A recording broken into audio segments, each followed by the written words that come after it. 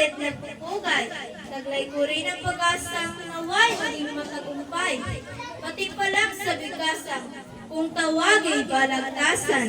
Baksang aking ilalatag, pakiwari mahalaga.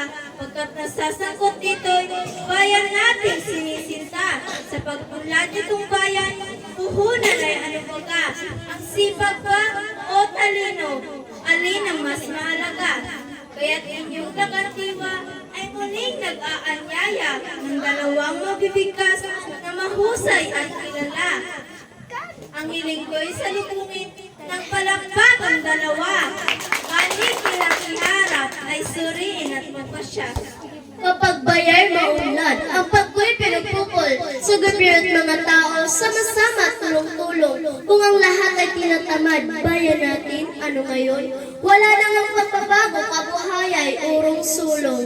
Kasi pagay puhunan nating lahat sa gawain, maliit man o malaki, mahirap man ang gampanin.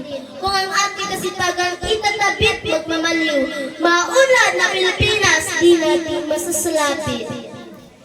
Akong gabay ng lingkod, isinilang ang mahirap at naniwalang kayamanan, maaaring may tarantad. Pamana ng magulang ko'y talinong hinahangad, pamanang magtanghal puhunan sa pagunlad. Sa gobyerno at sa lipunan, mga taong may puhunan ng kanilang tataglayin habang sila'y nabubuhay. Ang talino'y nagbubuklod sa pambansang kalayaan, nagbibigkas ng damdamin, makayaot makabayan. Matapos may bayad ng panig ng magtatalo, ngayon aming ihahanda tayo ng inyong talino. Bawat isa'y kapalaod sa napapanong issue, kaya't inyong timbangin upang inyong mapagsino. Sa tuwing may magaganap na halalan sa ating bayan, sinusuring kandidata may nagawang kabutihan. Kung anong kursong natapos ay hindi na inaalam. Kakayahan niya at sipag ay tanging pinag-uusapan. Aanhin mo ang talino kung di naman magagamit. Mga tao'y umaasa at lalo't sila'y nagigipit. Matalinong naturingan, tamad naman walang bait. Mawawalang itong bansa ang mga luha kapalit. Nalimutan ng mga bayaning nalimutan ng mga kantalong mga bayaning namatay na nagtanggol sa ating bayan ng layang makamtan. Kung di dahil sa talino'y taglay nila nung araw, hanggang ngayon tayo lahat alipin pa rin ng mga dayuhan. Mga naging presidente o senador at congressman, lahat sila ay talino ay di natin matawaran. Mga batas ginagawa at pinatupad para sa ating bayan. Pinuhunan at talino kaya sila'y naging gabay. Sa daming matalino ang namumuno sa ating bansa, iba't ibang pagpasya at maging paniniwala. Utos dito, utos doon, sila di gumagawa, kaya't laging nabangbalang kapakanan naming lukha. Samantalang kung masipag itong mga punong halal, sa problema at kalamidad, sila'y laging naririyan.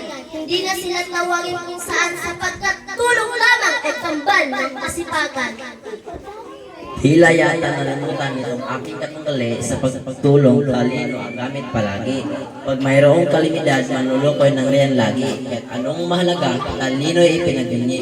Matataas na sasali sa supermarket, public mall, flyovers, skyways at iba-iba pang komunikasyon. Lahat ng yan ay nagawa, talino ang naging puhon.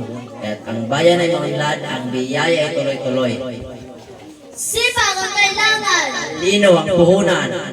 Talino nga, pero tamad naman! Taong tamad, ginagamit ang talino para sumibak. Sipag! Talino! Saglit munang pinipigil, inyo itong nakandiwa. Pagtatalo nitong dalawang mahuhusay na makata. Pagkatila nag-iinit, kapwa di masawata. Inalahat ng katwiran nakatatag sa ating diwa. Ang talino'y biyaya at kayamanang handog ng Diyos. Lagi nating nagagamit sa mabubuting gawa't loob. Kasipagan at talino'y pagsamahin walang tuos. Talino'y siyang utak sa balangkas ng paggawa. Ang sipag na may bisig sa plano binabadya. Kung ang isa'y mawawala, walang silbing magagawa. Kaya't kapwa, panalo silang kapwa. Yay!